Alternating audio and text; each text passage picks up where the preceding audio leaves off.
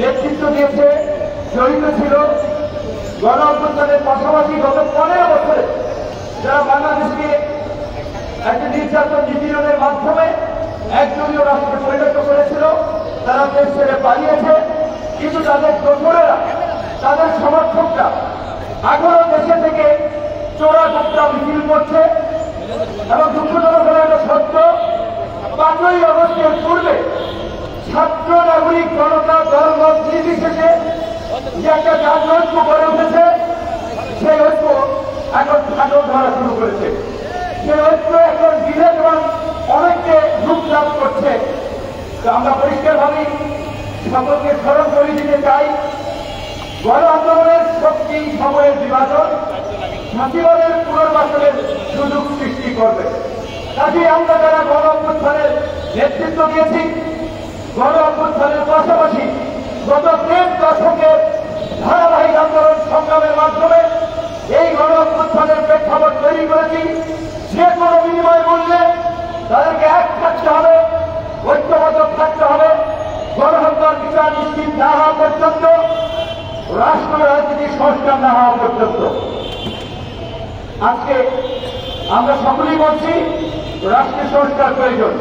একটা জনবান্ধব প্রশাসন, একটা জনবান্ধব আইন শৃঙ্খলা, একটা স্বাধীন বিচার ব্যবস্থা এবং স্বাধীন গণমাধ্যম প্রয়োজন। নাগরিকদের জন্য স্বাধীনতার প্রয়োজন। তারা যেন স্বাধীন সার্বভৌম রাষ্ট্রের নাগরিক হিসেবে তারা তাদের চিন্তা চেতনা মত প্রকাশ করতে পারে, কথা বলতে পারে, দল সংগঠন করতে পারে, সেই বিষয়টি আমরা সামনে আনছি। রাষ্ট্রের সংস্কারের পাশাপাশি আমাদের সমাজের মানুষের যদি চরিত্রের পরিবর্তন না হয়, মানসিকতার পরিবর্তন না হয়, রাজনীতির পরিবর্তন না হয়, তাহলে কোন পরিবর্তনই স্থায়ী হবে না। তাই আমরা বলছি রাষ্ট্র সংস্কারের পাশাপাশি রাজনীতির সংস্কার করতে হবে, আমাদের মানসিকতা সংস্কার করতে হবে। আজকে কেন একটি রাজনৈতিক দল পোস্টারে লেখে গরিব টুকি মেহনতি মানুষের খেদমত করার সুযোগ দিন, গরিবের বন্ধু, এলাকার উন্নয়ন করার সুযোগ দিন, এই সমস্ত চটকদার কথাবার্তা বলে কাউন্সিলর, মেয়র, এমপি মন্ত্রী হয়ে তাদের অঢেল টাকা পয়সার মালিক বলে দেওয়ার গল্প হরহামেশাই পত্র পত্রিকা, গণমাধ্যম সহ সর্বত্র আমরা দেখি। এমনকি দেশের করে তোলে। কাজে এই দুর্বৃত্তায়িত রাজনীতির চরিত্র এবং বৈশিষ্ট্যের যদি আমরা বদল করতে না পারি, তাহলে এই জুলাই বিপ্লব ব্যর্থ হবে, এই বিপ্লব বেহাত বিপ্লবে পরিণত হবে।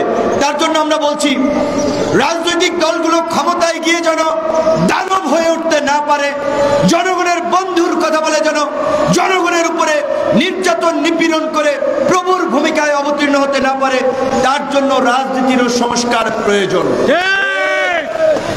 আমরা বলছিলাম যে আমরা যদি সংখ্যানুপাতিক নির্বাচন পদ্ধতিতে আমরা আগামীর সংসদ নির্বাচন করতে পারি, অর্থাৎ যেই দল যত সংখ্যক ভোট পাবে সেই দলের তত প্রতিনিধি সংসদে থাকবে। ধরেন বাংলাদেশ জামায়াত ইসলামী, তারা যদি 10% ভোট পায় সারা দেশ মিলিয়ে, তাদের 30 জন এমপি থাকবে পার্লামেন্টে। বিএনপির মতো একটা বড় দল, তারা যদি 50% ভোট পায় 150 এমপি তাদের সংসদে থাকবে।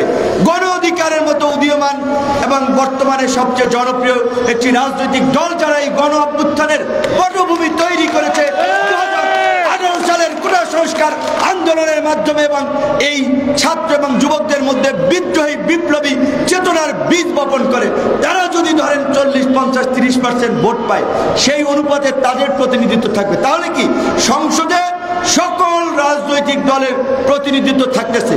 তাহলে এই সংখ্যানুপাতিক পদ্ধতি একটা ভালো পদ্ধতি না? এখন অনেকে বলছে যে আওয়ামী লীগ গত 15 বছর যেভাবে অবৈধ টাকা পয়সা বানিয়েছে, তারা নির্বাচনে টাকা দিয়ে ভোট কিনে নির্বাচনকে প্রভাবিত করবে, তারাও এই আনুপাতিক হারে আসলে তারাও কিছু সিট পাবে।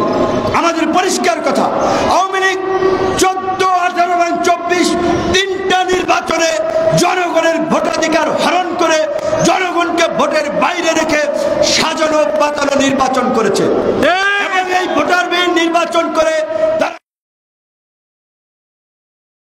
জন্য ভিন্ন মত এবং বিরোধী মত নির্মূল করে আজানের পরে 2-3 মিনিট কথা বলে আমাদের বক্তব্য শেষ করবো, তারপর আমরা দোয়া শুরু করবো। একটু যার যেখানে আছেন সেখানেই বসুন।